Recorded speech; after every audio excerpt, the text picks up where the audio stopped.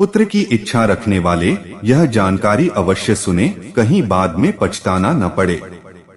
नमस्कार दोस्तों, धर्म रक्षा चैनल पर आप सभी का स्वागत है। वीडियो शुरू करने से पहले कमेंट में सच्चे दिल से जय श्री कृष्ण जरूर लिखें। दोस्तों, महाराजा चित्रकेतु पुत्रहीन थे। महर्षि अंगिरा का उनके यहाँ आना जाना होता था। जब भी आते थे, राजा उनसे निवेदन करते, महर्षि मैं पुत्रहीन हूँ, इतना बड़ा राज्य कौन संभालेगा? कृपा करो एक पुत्र मिल जाए, एक पुत्र हो जाए। ऋषि बहुत देर तक टालते रहे। कहते, राजन, पुत्र वाले भी उतने ही दुखी हैं जितने पुत्रहीन दुखी है, किंतु पुत्र मोह बहुत प्रबल है। बहुत आग्रह किया, कहा ठीक है, परमेश्वर कृपा करेंगे, तेरे ऊपर पुत्र पैदा होगा। कुछ समय के बाद एक पुत्र पैदा हुआ। थोड़ा ही बड़ा हुआ होगा कि राजा की दूसरी रानी ने उसे जहर देकर मरवा दिया। राजा चित्रकेतु शोक में डूबे हुए हैं। बाहर नहीं निकल रहे, महर्षि को याद कर रहे हैं। महर्षि बहुत देर तक इसी होनी को टालते रहे, लेकिन होनी भी उतनी प्रबल। संत महात्मा भी होनी को कब तक टालते? आखिर जो भाग्य में होना है वह होकर रहता है। संत ही है जो टाल सकता है कि आज का दिन इसको न देखना पड़े, तो टालता रहा। आज पुन आए हैं, लेकिन देवर्षि नारद को साथ लेकर आए हैं। राजा बहुत परेशान है। देवर्षि राजा को समझाते हैं कि तेरा पुत्र जहाँ चला गया है वहां से लौट कर नहीं आ सकता। शोक रहित हो जा, तेरे शोक करने से तेरी सुनवाई नहीं होने वाली। बहुत समझा रहे हैं राजा को, लेकिन राजा फूट फूट कर रो रहा था। ऐसे समय में एक ही शिकायत होती है कि यदि लेना ही था तो दिया ही क्यों? यह तो आदमी भूल जाता है कि किस प्रकार से आदमी मांग कर लेता है। मन्नतें मांग कर इधर उधर जाकर लिया है पुत्र हो, लेकिन आज उन्हें भी उलाहना दे रहा है। देवर्षि नारद राजा को समझाते हैं कि पुत्र चार प्रकार के होते हैं।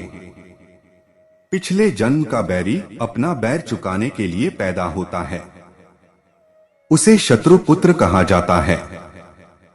पिछले जन्म का ऋणदाता अपना ऋण वसूल करने आता है। हिसाब किताब पूरा होता है, जीवन भर का दुख देकर चला जाता है। तीसरी तरह के पुत्र उदासीन पुत्र, विवाह से पहले माँ बाप के, विवाह होते ही माँ बाप से अलग हो जाते हैं कि अब मेरी और आपकी निभ नहीं सकती। चौथे प्रकार के पुत्र सेवक पुत्र होते हैं। माता पिता में परमात्मा को देखने वाले सेवक पुत्र, सेवा करने वाले उनके माता पिता की सेवा, परमात्मा की सेवा, माता पिता की सेवा हर किसी की किस्मत में नहीं है। कोई कोई भाग्यवान है जिसको यह सेवा मिलती है। उसकी साधना की यात्रा बहुत तेज गति से आगे चलती है। घर बैठे भगवान की उपासना करता है। राजन, तेरा पुत्र शत्रु पुत्र था, शत्रुता निभाने आया था, चला गया। यह महर्षि अंगिरा इसी को टाल रहे थे, पर तू न माना। समझाने के बावजूद भी राजा रोए जा रहा है, मानो शोक से बाहर नहीं निकल पा रहा है। देवर्षि नारद कहते हैं, राजन, मैं तुझे तेरे पुत्र के दर्शन करवाता हूँ। सारे विधि विधान तोड़कर तो देवर्षि उसके मरे हुए पुत्र को लेकर आए हैं। शुभ्र श्वेत कपड़ों में लिपटा हुआ है। राजा के सामने आकर खड़ा हो गया। देवर्षि कहते हैं, क्या देख रहे हो? तुम्हारे पिता हैं, प्रणाम करो। पुत्र आत्मा पहचानने से इनकार रही है। कौन पिता? किसका पिता? देवर्षि क्या कह रहे हो आप? न जाने मेरे कितने जन्म हो चुके हैं, कितने पिता मैं नहीं जानता। यह कौन है? किस किस को पहचानूं? मेरे आज तक कितने माँ बाप हो चुके हैं, किसको किसकी पहचान रहती है। मैं इस समय विशुद्ध आत्मा हूँ, मेरा माँ बाप कोई नहीं। मेरा माँ बाप परमात्मा है तो शरीर के संबंध टूट गए। जितनी लाख योनियां आदमी भोग चुका है उतने ही माँ बाप। कभी चिड़िपा में माँ बाप, कभी कौआ में माँ बाप, कभी हिरण में, कभी पेड़ पौधे इत्यादि। सुन लिया राजन, यह अपने आप बोल रहा है।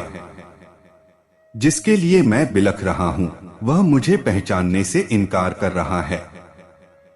समझाया पुत्र, मोह केवल मन का भ्रम है। सत्य सनातन तो केवल परमात्मा है।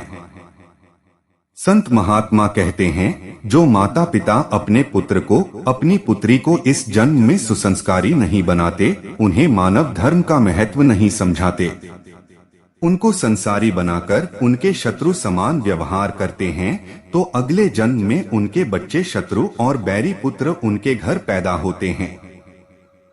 अत संतान का सुख भी अपने ही कर्मों के अनुसार मिलता है, जबरदस्ती, मन्नत इत्यादि से नहीं। और मिल भी जाए कब तक रहे इसका कोई भरोसा नहीं। तो दोस्तों, उम्मीद करता हूँ कि आपको वीडियो पसंद आया होगा और आप हमारे चैनल पर नए हो तो वीडियो को लाइक और चैनल को सब्सक्राइब जरूर करें। आपके एक लाइक से ही हमें प्रेरणा मिलती है और हम मोटिवेट होते हैं। धन्यवाद।